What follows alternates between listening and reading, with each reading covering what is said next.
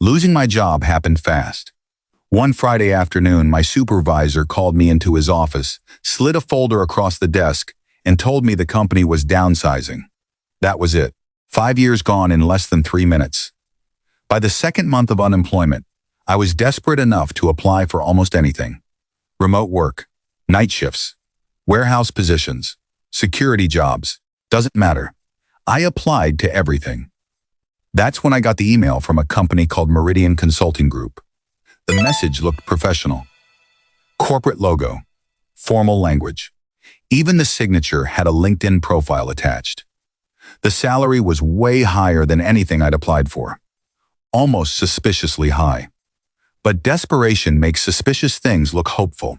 The interview was scheduled for 8:30 p.m. on a Thursday.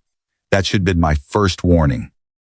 Who conducts interviews at night? Still, the email explained they worked with international clients across multiple time zones. Sounded reasonable enough. The office building sat downtown Chicago between two much larger skyscrapers. I almost missed it. The place looked old. Not abandoned exactly. Just forgotten. Most of the windows were dark except for a few glowing near the top floors.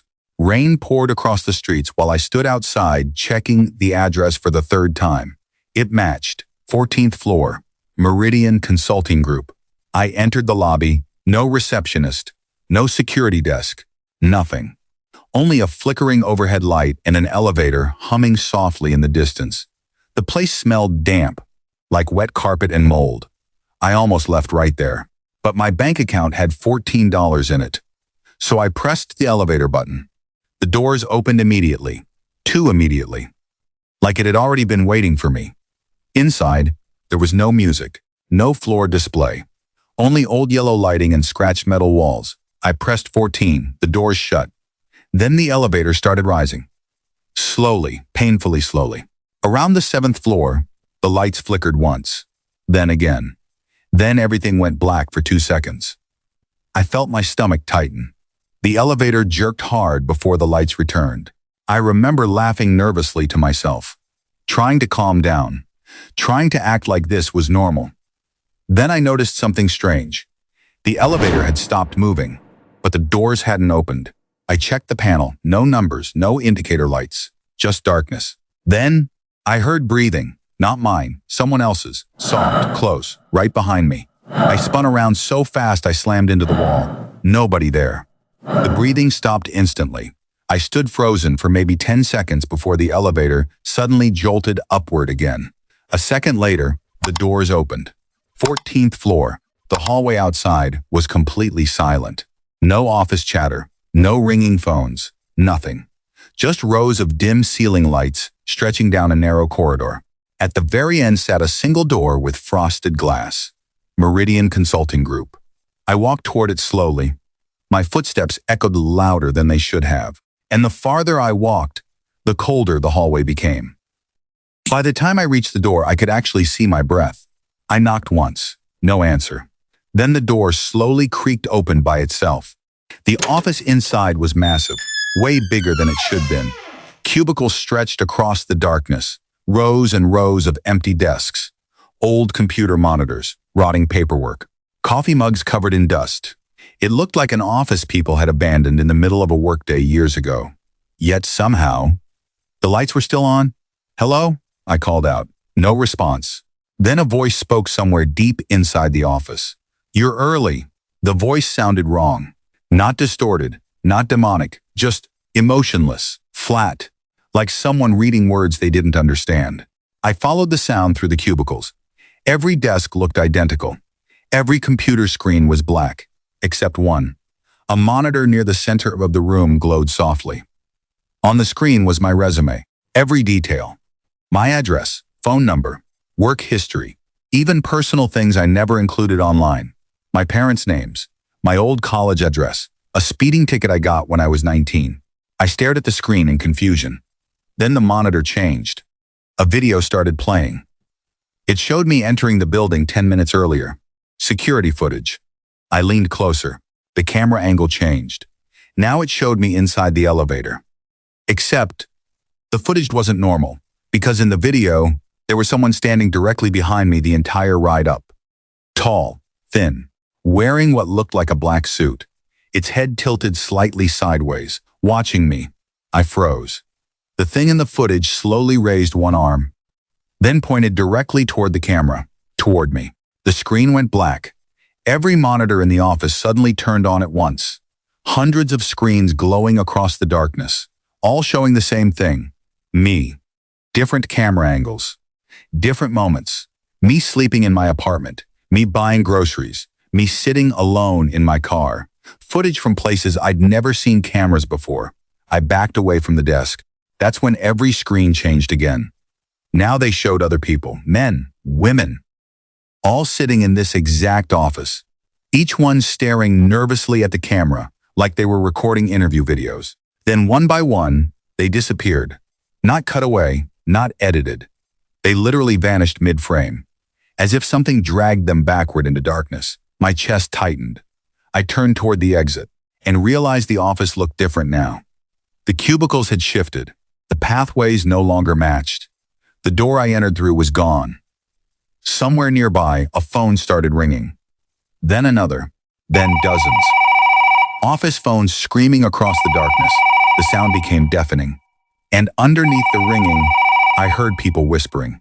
Hundreds of voices, all speaking at once. Please help me. Don't let them hire you. It watches the elevator. They never let us leave. I ran.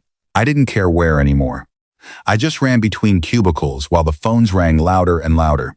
Then I saw movement ahead, a figure standing motionless near the back wall. Tall, black suit, head tilted sideways exactly like the thing in the footage. It didn't move, didn't blink, just watched me. Then another appeared beside it, then another, standing between the cubicles, perfectly still, like mannequins wearing human skin. I turned another corner and slammed into a desk.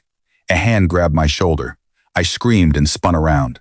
An old man stood there wearing a janitor uniform. His eyes looked terrified. "You need to leave now," he whispered. "Where's the exit?" He pointed behind me. "There's only one chance. When the elevator opens, don't look inside." "What?"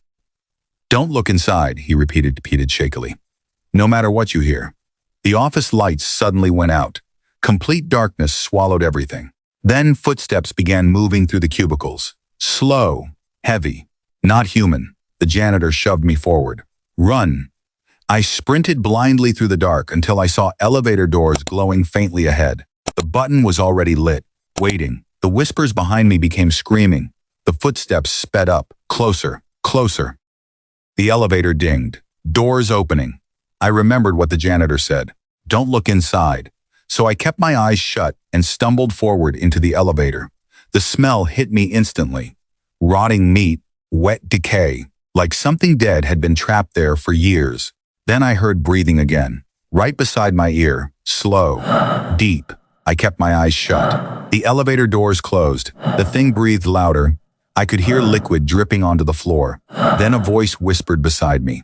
"You already accepted the position." I nearly opened my eyes right there.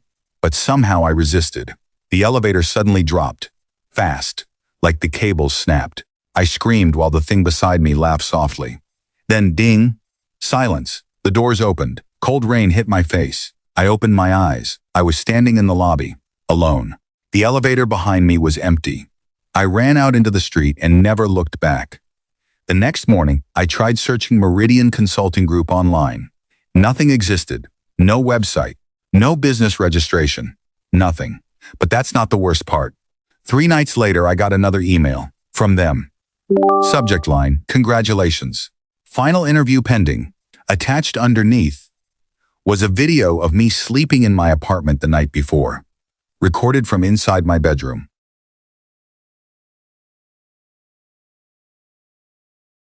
Back in 2022, I was living out of my car in Phoenix, not because of drugs, not because of gambling, just bad luck. Medical debt destroyed me. One surgery, that's all it took. After a while, survival changes you. You stop caring about dignity. You stop asking questions. You just look for money. So when I found a Craigslist ad offering $30 an hour for overnight warehouse work, I replied immediately. No experience needed. Cash paid weekly. Interview required. The guy texted me within 10 minutes. His name was Eric, no last name. He told me to meet him at an industrial area outside the city around midnight. Again, another red flag I ignored. I drove 40 minutes into the desert before finding the address. Huge metal warehouse. No company signs, no nearby businesses. Just endless empty land and chain-link fences. A single floodlight illuminated the parking lot. There were already 6 other cars there. That made me feel a little better. At least I wasn't the only idiot desperate enough to show up. Inside the warehouse, about 12 people stood around folding tables filling out paperwork. Everyone looked exhausted. A tired mother with 2 kids waiting in her car. A skinny college guy. An older truck driver. Normal people. Desperate people. At the front stood a man in a gray suit. Eric. Tall. Bald. Smiling too much. "Thank you all for coming," he said. "Tonight is simply an evaluation process." His voice sounded rehearsed, like he'd repeated the exact speech hundreds of times.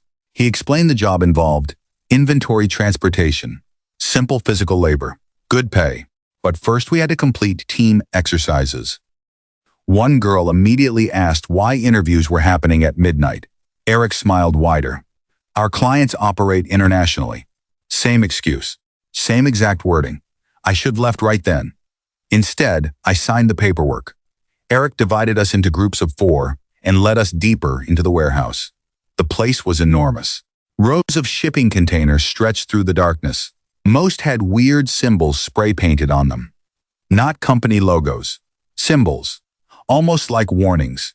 The farther we walked, the quieter everyone became. Because something felt wrong about the place. No forklifts. No workers. No machinery.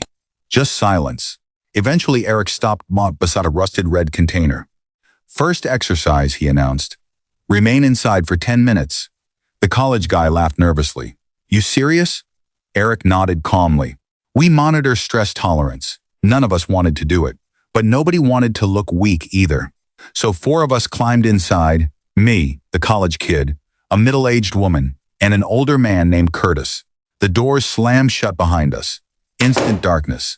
The air inside smelled disgusting, like rust and mildew. At first, nobody spoke. Then Curtis muttered, "This is insane." A few seconds later, something banged against the outside of the container. Hard. The woman jumped. Another bang followed. Then scratching. Long scraping sounds across the metal walls. The college kid laughed nervously again. "Okay, screw this joke." He pounded on the doors. "Open up." No answer. The scratching got louder, moving around us, circling the container. Then we heard voices outside. Not Eric. Different voices, whispering. Dozens of them. The woman beside me started crying softly. "What is this?" Nobody answered because nobody knew. Then came the screaming, far away at first, then suddenly cut off. Silence returned. Complete silence. The college kid kept hammering the door. "Let us out." That's when something hit the container so hard the entire wall dented inward. We all stumbled backward. Another impact came from above this time. Then another. Like something huge was crawling over the roof. The metal groaned overhead. Slow footsteps moved directly above us. Heavy, dragging. Then came breathing. Deep, animal breathing. Right above my head. Curtis whispered, "Don't make noise." Nobody moved. Nobody breathed. Then the thing on the roof started scratching downward. Long nails screeching across metal.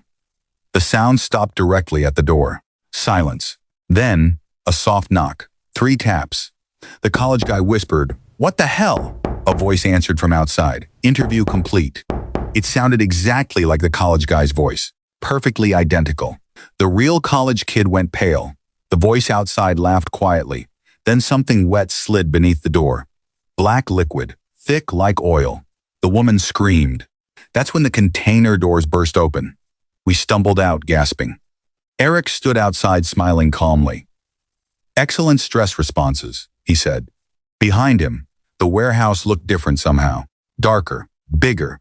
And I realized something horrifying. There were fewer people now. Way fewer. I counted quickly. Only 7 applicants remained. "What happened to the others?" Curtis demanded. Eric ignored him. Instead, he led us farther into the warehouse toward another section. Nobody wanted to follow anymore. But then something echoed behind us in the darkness. Footsteps. Heavy footsteps. Everyone heard them. Eric smiled again. You should keep moving. So we did. The second exercise involved carrying sealed boxes between containers. Simple enough, except the boxes moved. Not shaking, not vibrating, moving.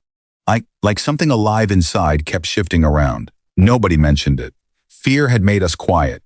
While carrying one crate, I noticed writing on the side, not shipping labels, names. Dozens of names scratched into the metal. Underneath them was a sentence.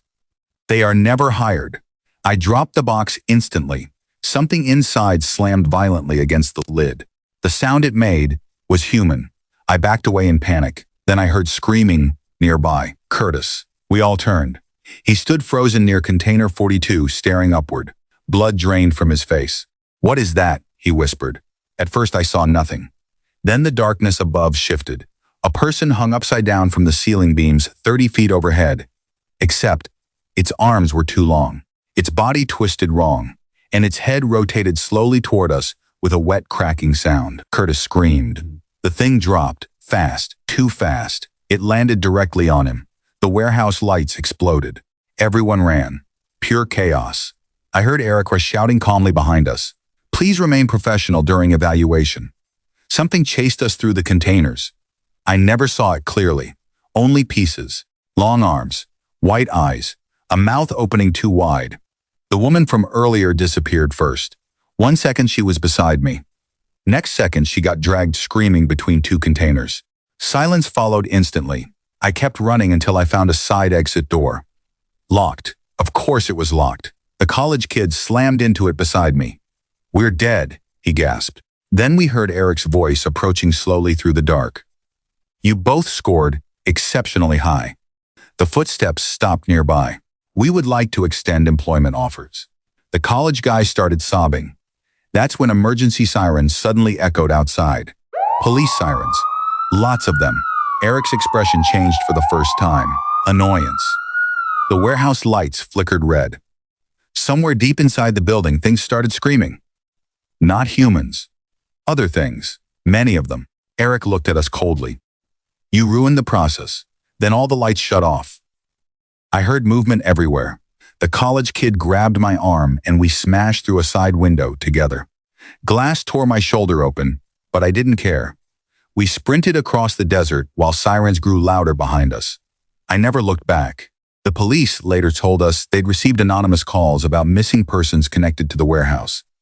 When officers entered the building, it was empty. No workers, no containers, nothing. Like the entire place had been abandoned for decades. But they did find one thing. Stacks of job applications, thousands of them, dating back almost 20 years. Every applicant listed as process incomplete. The college guy disappeared 2 months later. No explanation, no trace. But sometimes I still get texts from unknown numbers. Always the same message. Your orientation has been rescheduled.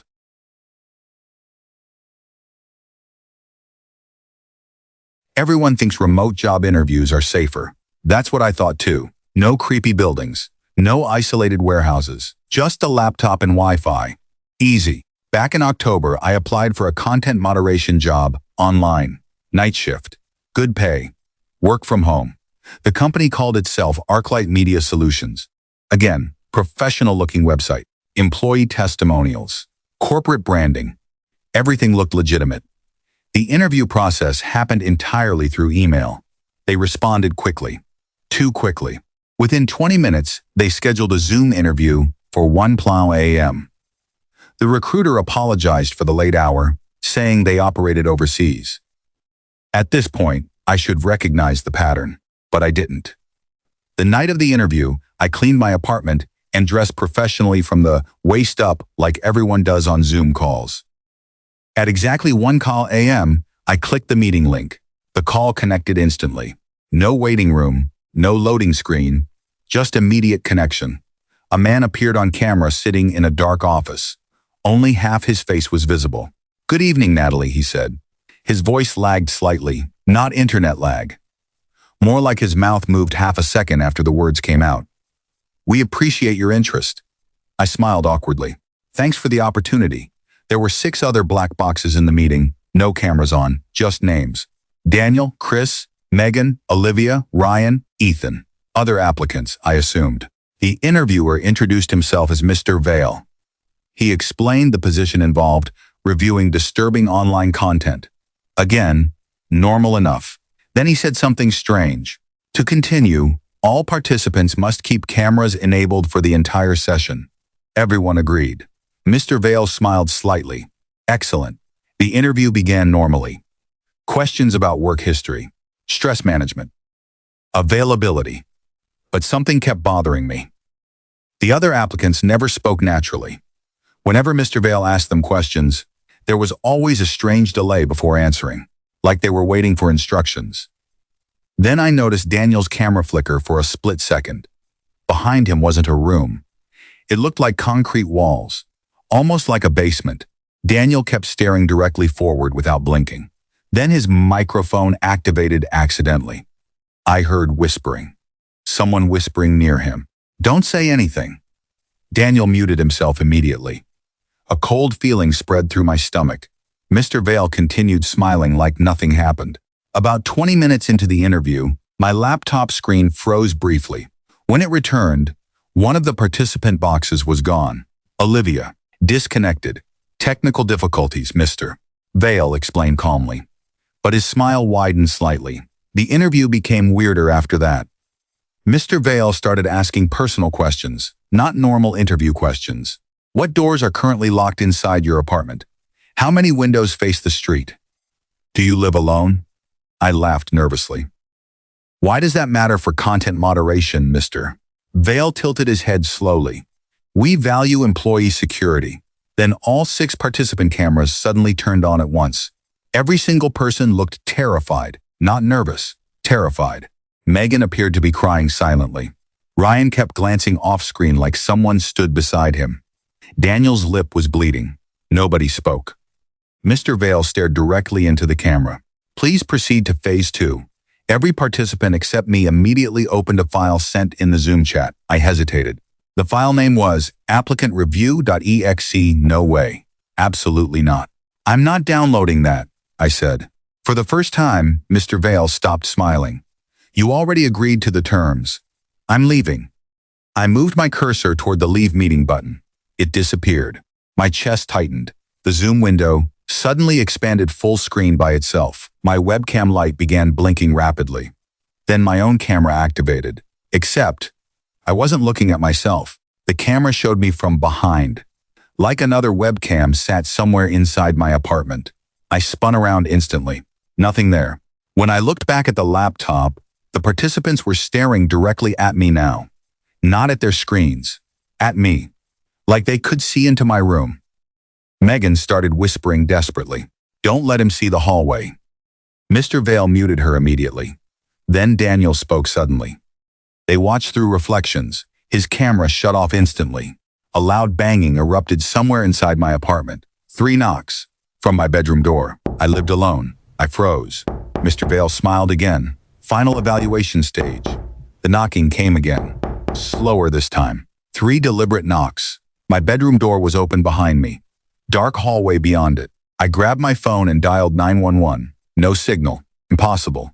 My Wi-Fi bars remained full, but my phone displayed no service. Then the laptop speakers emitted a horrible screeching sound. Every participant began panicking at once. Ryan screamed. His camera showed a dark figure walking behind him. Chris suddenly vanished mid-sentence. Not disconnected, gone. His chair rolled backward empty. Mr. Vale calmly took notes on a clipboard. Excellent engagement levels. The hallway behind me suddenly looked darker than it should have. Too dark. Like the darkness itself was solid. Then I saw movement inside it. Something tall unfolding slowly from the shadows. Long limbs bending wrong. My webcam shifted again. Now it showed my apartment building from outside. Specifically, my bedroom window. A figure stood inside the room behind me. I turned. Nothing there. But the bedroom door slowly creaked shut on its own. Then my laptop speakers whispered, "Turn around." I ran, grabbed my keys and sprinted for the front door. Locked. The deadbolt refused to move. Behind me, footsteps crossed the apartment slowly, not rushed, confident. Mr. Vale's voice continued through the laptop's speakers. Most applicants fail during this stage. I finally forced the lock open and bolted into the hallway outside. The motion sensor lights flickered wildly. Every apartment door around me stood open, every single one. Dark inside, empty. My neighbors were gone. Then phones began ringing from inside all the apartments simultaneously. Dozens of phones, hundreds maybe. I ran for the stairwell. As I reached the landing, I looked down and saw someone standing 12 floors below staring straight up at me. Mr. Vale. Same suit, same smile, impossible. He raised one hand slowly. Then every stairwell light shut off. I heard movement rushing upward in the darkness beneath me. Fast. Too many footsteps. I kept running until I reached the lobby and burst outside. Rain hammered the streets, completely empty. No cars, no people, no sounds except thunder. Then my phone vibrated. Unknown number. A text message appeared. Interview incomplete. Attached underneath was a live video feed from my apartment. The camera slowly moved through my bedroom, searching. Like something was trying to find me. I moved out the next morning. Changed cities, changed jobs, changed everything. Didn't matter, because 2 weeks ago, I received another email. Subject line. We were impressed by your survival instincts. And at the bottom, there was a scheduled invitation for a second interview. That's going to do it for tonight's episode. But before you click away, think carefully the next time a company contacts you out of nowhere offering easy money, overnight interviews, or jobs that sound just a little too perfect. Because sometimes, people aren't being recruited for employment. They're being selected for something else. And maybe the scariest part is this. Every story tonight started the exact same way. A simple email, a text message, a job opportunity during desperation, the kind of thing almost anyone would respond to. So if you're job hunting late at night, and you receive an interview invitation from a company you've never heard of, maybe don't go alone. And if they ask you to interview after midnight, don't go at all. If you enjoyed tonight's stories, make sure to leave a like, subscribe to Mr. Dread, and turn on notifications so you never miss another nightmare. And if you have your own creepy story, paranormal experience, or terrifying encounter you'd like featured on the channel, send it in, because your story might be next. Stay safe, and I'll see you in the next one.